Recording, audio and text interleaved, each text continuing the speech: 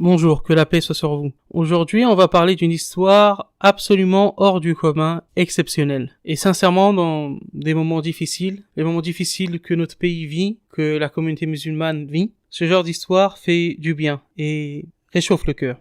Cette histoire vient d'une chaîne qui s'appelle Farid Respond. Donc, Farid répond, qui est une chaîne anglophone, d'un frère anglophone, que Dieu le bénisse et le récompense, qui répond aux allégations et aux attaques des islamophobes sur l'islam, et notamment à David Wood. Une chaîne très intéressante qui est en anglais. Je vais partager la vidéo donc de l'interview qu'il fait avec le frère dont je vais vous parler en question, et je vous conseille chaleureusement de visiter cette chaîne YouTube qui est sincèrement une des meilleures dans le monde anglophone. On va parler maintenant de l'histoire d'un frère qui s'appelle Edward.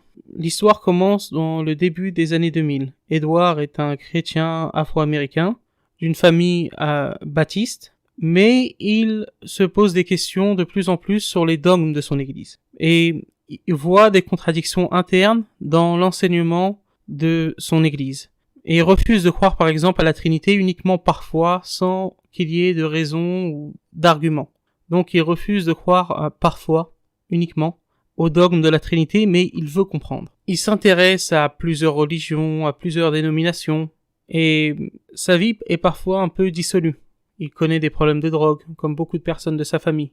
Mais il est sincère et il cherche des raisons à l'existence du monde et il cherche le sens de la vie. En somme, il cherche la vérité comme beaucoup de personnes. Et il développe rapidement un intérêt pour l'islam. Rapidement, il cherche aussi à se procurer une traduction du Coran en anglais. Ce qui est très dur aux États-Unis au début des années 2000. On ne trouve pas à cette époque facilement en dehors de certaines villes, mais en règle générale, de traduction du Coran dans les librairies. Et lorsqu'il tombe sur une de ces traductions et qu'il souhaite l'acheter, la caissière essaye de l'en dissuader et lui demande « Est-ce que vous êtes vraiment sûr de vouloir acheter ce livre ?»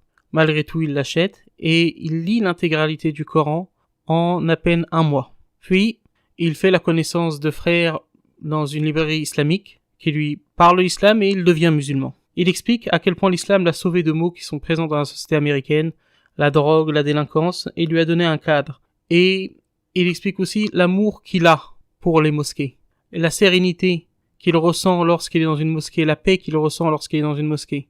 Il va dans les mosquées même en dehors des heures de prière, tout simplement car il s'y sent bien. Malheureusement, au bout de quelques années, des doutes commencent à se développer dans son esprit, notamment sur la question du salut. Les évangélistes en France, mais aussi aux États-Unis, passent leur temps à un peu harceler gentiment les musulmans, en leur demandant « Moi, je suis certain de mon salut. Est-ce que toi, tu es sûr d'être sauvé? Est-ce que tu sais où tu iras après la mort ?» Et donc, il se pose ces questions. Il se demande si, malgré tout ce qu'il fait, il est assez bon pour aller au paradis après la mort. Il se pose des questions sur le problème du mal. En règle générale, c'est plutôt les athées qui se posent ces questions, mais beaucoup de personnes se la posent aussi. Pourquoi Dieu laisse faire le mal? Si Dieu existe, pourquoi autant de mal et de malheur dans le monde? Il reçoit aussi des pressions de la part de sa famille.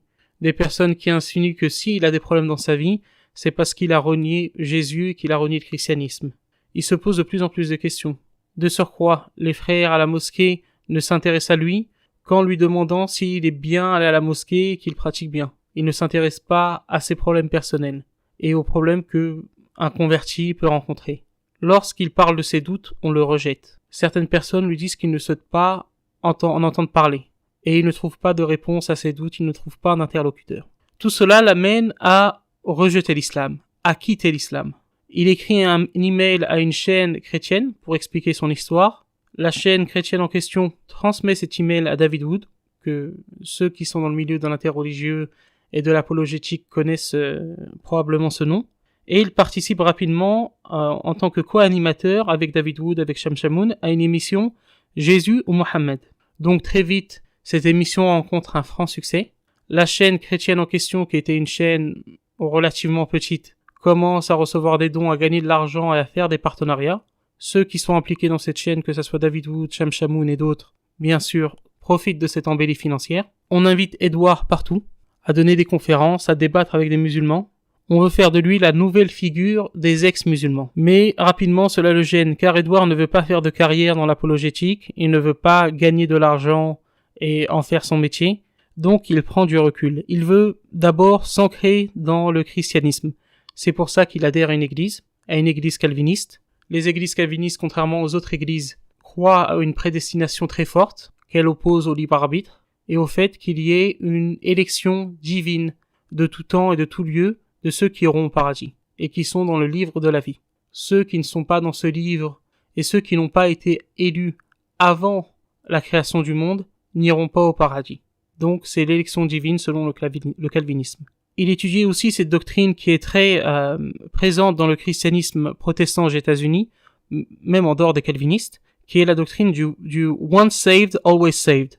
Le fait que lorsqu'une personne est sauvée, elle ne peut pas perdre son salut, que son salut est éternel, et que quels que soient les péchés que commet cette personne, elle sera toujours sauvée, car elle a accepté Jésus.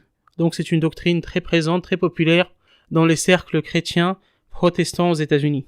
Il explique à quel point cette doctrine produit des mauvais fruits, pour reprendre les termes de Jésus, que la paix soit sur lui dans les évangiles.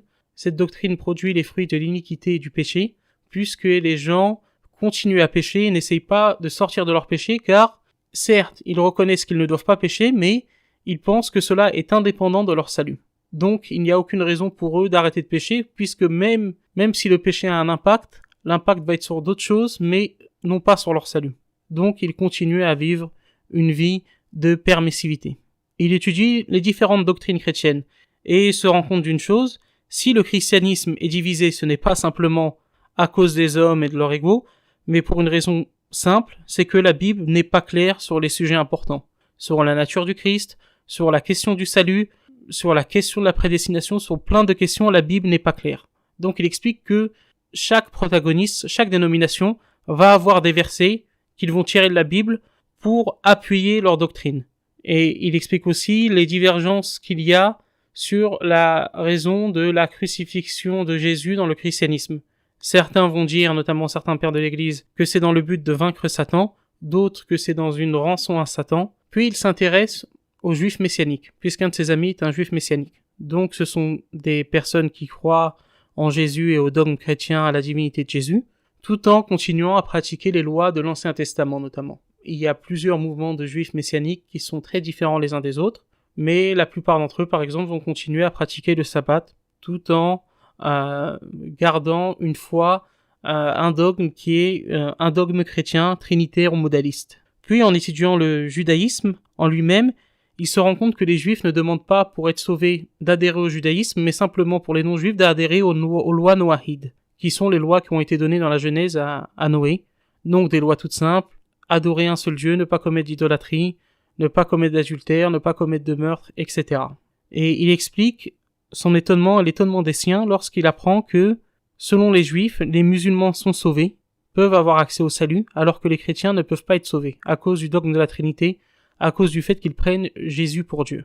Et lorsqu'il explique cela à d'autres chrétiens qui sont par exemple pro-Israël et qui ont un certain attrait pour le judaïsme, ces chrétiens lui disent tout simplement: tu es un menteur, c'est absolument faux. Ces chrétiens qui ont cet attrait pour le judaïsme ne peuvent pas imaginer le fait que, selon les juifs, les musulmans sont sauvés et non pas les chrétiens. Il apprend également que selon la halakha, la loi juive, les juifs peuvent rentrer dans une mosquée, puisque c'est un lieu où Dieu seul est adoré et qu'il n'y a pas d'image taillée ou autre, mais ne peuvent pas rentrer dans une église, puisque selon la halakha, la loi juive, les églises sont un lieu d'idolâtrie. Il se pose de plus en plus de questions et se sent de plus en plus perdu. Et là, le Ramadan arrive. Et un SMS qui va servir de déclencheur à une véritable remise en question. Notre ami Edward a déjà remis en question et a vu s'écrouler par le biais de ses études les dogmes du christianisme, les dogmes fondateurs du christianisme. Mais là, ce SMS va tout changer. Un frère à qui il ne parle plus depuis qu'il a abandonné l'islam, depuis plusieurs années, lui envoie ce SMS. « Are you now ready to come back home ?» C'est ce qu'il lui demande. « Es-tu prêt maintenant à revenir à la maison ?» C'est ce que ce frère lui demande. Choqué, interloqué, Edouard lui répond sous le ton de la provocation. Il est toujours chrétien officiellement. Et il lui demande « Are you ready to accept Jesus as your Lord and Savior ?» Es-tu prêt à accepter Jésus comme ton Seigneur et Sauveur? Donc, dans le but de provoquer le frère. Mais malgré tout, malgré ce péché d'orgueil apparent, Edouard prend ce SMS comme un coup du destin. En tout cas, il ne considère pas que c'est une coïncidence. Et il se pose la question: est-ce que tu es véritablement sincère? Est-ce que tu es véritablement aussi ouvert que tu le dis? Dans ce cas, pourquoi tu n'étudierais pas de nouveau l'islam? Tu as tout étudié, tu as étudié tous les dogmes chrétiens. Pourquoi tu n'étudierais pas de nouveau l'islam? Tu as même pensé à te convertir au judaïsme. Pourquoi tu n'irais pas de nouveau vers l'islam? Il résiste à cela. Mais il se dit qu'il doit quand même étudier l'islam. Donc il va dans une mosquée, il rencontre l'imam et un autre frère qu'il connaissait auparavant. Il parle et son cœur s'attendrit de plus en plus par rapport à l'islam. En même temps, il continue d'aller à l'église. Et lorsqu'il va à son église, il ne peut s'empêcher de comparer le style des prières des musulmans et le style de prière des chrétiens. D'un côté, vous avez son église avec un côté rock'n'roll, la musique moderne, de la danse. Et d'un autre côté, vous avez la prière islamique simple et sobre. Et il se demande, en regardant la manière dont les chrétiens adorent Dieu, est-ce que Abraham, est-ce que Moïse, est-ce que Jésus, est-ce que les apôtres auraient adoré Dieu de cette manière avec de la musique, avec du rock, avec des guitares, avec de la danse? Est-ce que même Paul lui-même aurait adoré de cette manière? Lui qui dit dans un de ses épîtres, c'est ce que le frère explique, qu'il ne faut pas adorer selon ses propres désirs. Et il se pose ces questions. Cette recherche finit par le ramener vers l'islam. Nous pouvons tirer énormément de leçons de cette histoire. La première, c'est la miséricorde incroyable de Dieu, et le frère Édouard en parle. Il dit, j'ai quitté l'islam, j'ai été parmi les islamophobes, j'ai parlé contre le prophète que la paix et la bénédiction de Dieu soient sur lui à la télé. J'ai travaillé avec les islamophobes les plus acharnés, des gens comme David Wood et Sham Shamoun. Mais malgré tout, Dieu a toujours voulu que je revienne vers lui, a toujours laissé ouverte la porte du repentir. Et c'est en cela qu'on voit la miséricorde de Dieu. Le plus grand islamophobe, celui qui insulte aujourd'hui le prophète, que la paix et la bénédiction de Dieu soient sur lui, peut demain devenir un de nos frères, revenir vers Dieu, se repentir et devenir musulman. Un deuxième enseignement, et là je vais un peu extrapoler par rapport à son histoire, mais c'est un enseignement que j'ai véritablement retenu, c'est de ne pas repousser ceux qui ont des doutes sur l'islam parmi nos frères et sœurs, de répondre à leurs questions, de ne pas leur dire tout simplement « crains Dieu », ça ne te regarde pas, ce n'est pas à toi de poser ce genre de questions. Concentre-toi sur ta prière, etc. Ce genre de discours sont contre-productifs. Il faut répondre à leurs questions. Souvent les doutes, c'est un peu comme le caillou que tu as dans ta chaussure. Ça ne t'empêche pas de marcher, mais ça te gêne profondément. Si personne ne vient aider celui qui a des doutes sur l'islam, comment va-t-il trouver des réponses? Où va-t-il chercher? Je vais vous donner la réponse. Il va aller sur des sites islamophobes, car il en aura marre de se voir claquer la porte par ses propres frères et sœurs. Et il va tenir ce raisonnement, si on ne répond pas à mes questions, c'est qu'il n'y a pas de fumée sans feu, et que donc il y a des choses douteuses en islam, ce qui est tout à fait faux. Mais malheureusement, par notre attitude, par notre refus de répondre à certaines questions, on peut donner cette impression à des gens qui ont une foi faible. Que Dieu soit loué, le frère aujourd'hui a répondu à toutes ces questions sur l'islam, à tous ses doutes. Il est un musulman convaincu, pratiquant, et nous ne pouvons que louer Dieu. Mais il y en a plein d'autres comme lui, qui dans des milieux qu'on ne soupçonne même pas, que ce soit des milieux islamophobes, des milieux chrétiens, des milieux athées, des milieux d'extrême droite, s'intéressent à l'islam et attendent de nous qu'on leur tende la main, qu'on les aide à faire ce pas qui est très dur. Et il explique, le frère Edward, à quel point il est dur pour une personne même sincère, il est très dur pour une personne même sincère de s'avouer s'être trompé toute sa vie.